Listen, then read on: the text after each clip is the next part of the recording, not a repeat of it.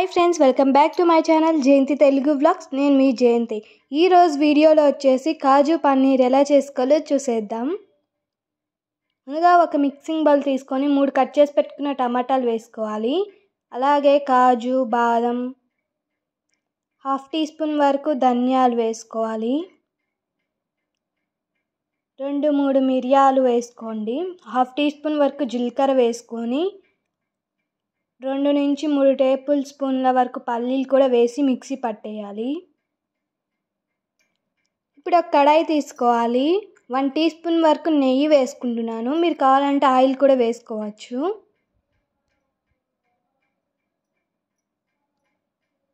నెయ్యి వేడైపోయిన తర్వాత ఒక 2 టీ స్పూన్ల వరకు కాజు వేసుకొని వేయించుకోవాలి. కాజు గోల్డ్ కలర్ వచ్చిన తర్వాత తీసి ఒక ప్లేట్లో వేసుకోండి. ఇప్పుడు పన్నీర్ని కూడా వేయించుకోవాలి.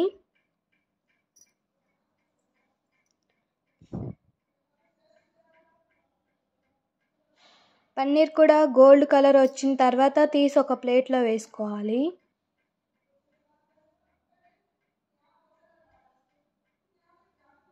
ఇప్పుడు అదే కడాయిలో ఇంకొంచెం ఆయిల్ వేసుకున్నాను. కొంచెం జీలకర్ర వేసుకున్నాను. తర్వాత చాప్ చేసి పెట్టుకున్న ఆనియన్స్ వేసుకున్నాను. ఆనియన్ని సన్నగా కట్ చేసుకుంటేనే బాగుంటుంది.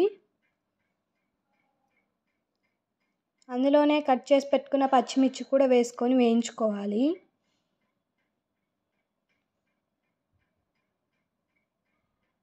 ఇప్పుడు పేస్ట్ చేసి పెట్టుకున్న టమాటాని వేసుకోవాలి.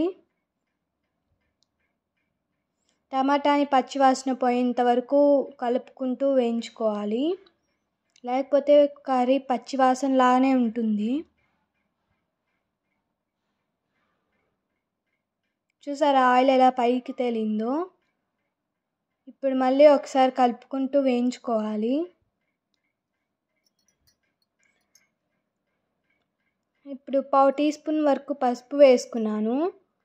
టేస్ట్కి సరిపడా కారం, టేస్ట్కి సరిపడా సాల్ట్ కూడా వేసుకున్నాను. ఇవన్నీ మొత్తం కలిసేలాగా కలుపుకోవాలి.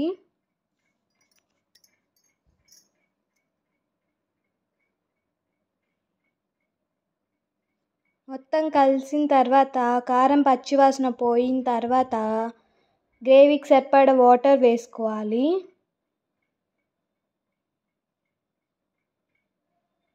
వాటర్ బాగా మరుగుతున్నాయి చూడండి.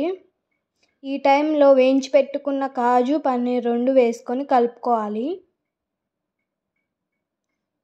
ఇవి వేసిన తర్వాత ఒక 3 మినిట్స్ ఉడికితే సరిపోతుంది. పెద్దగా ఎక్కువ ఉడకాల్సిన పని ఏం లేదు. అంతే, కాజు పన్నీర్ అయితే రెడీ అయిపోతుంది. ప్లీజ్ కొత్తగా మన ఛానల్ని చూస్తున్నట్టయితే సబ్స్క్రైబ్ చేసుకొని బెల్ ఐకాన్ని ఆల్లో పెట్టుకోండి. Thank you for watching. Please like, share and subscribe. Next ఏ వీడియో కావాలో కామెంట్ చేయండి. Bye bye.